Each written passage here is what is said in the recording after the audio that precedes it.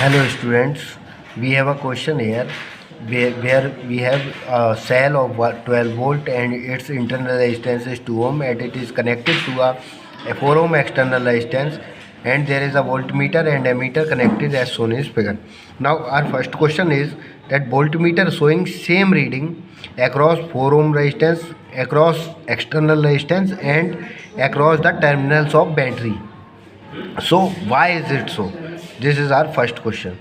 So we know that the terminal voltage is somewhat less than the EMF of cell, because there is some drop add in the internal resistance of the cell. That's why that's why there is some drop in 2 ohm resistance, and whatever the remaining voltage we got here after subtracting from internal resistance, that voltage is appearing in the external resistance. That's why voltmeter is showing same reading, because according to Kirchhoff's second law, the sum of voltages must be equal to the same voltage which is we are getting from battery. So some voltage will drop here and the remaining voltage will drop here. So actually on taking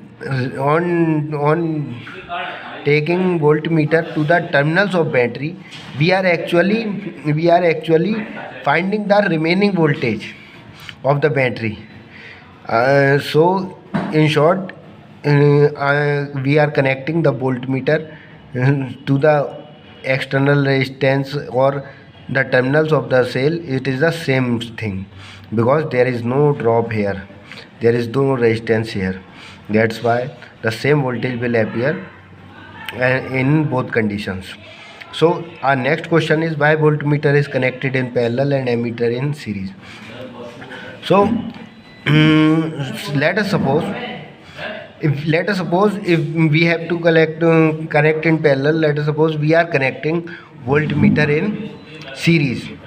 What if we connect voltmeter in series? And if we connect voltmeter in series, then we know the resistance of voltmeter is very high.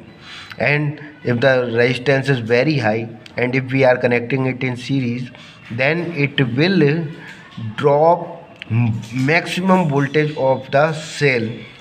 That's why how we will move forward in how will we will the remaining potential will become very less. So so voltmeter cannot be connected in series because the voltmeter has very high resistance. And why ammeter is in series? So let us suppose if we connect ammeter in parallel combination. If we connect ammeter in parallel combination, and we know that ammeter has very low resistance, and to measure the current, the charged particles which are flowing must pass through the ammeter. And if we connected it with the resistance in parallel combination, then most of the current will pass through this ammeter, because in parallel combination, if we have a low resistance path, then most of the current will flow in the low resistance path, and the ammeter will get damaged. That's why we have to connect in series, so that most of the charge carriers will pass through it and without any potential drop, because it has very low resistance. That's why voltmeter is connected in parallel and ammeter is in series. Thank you.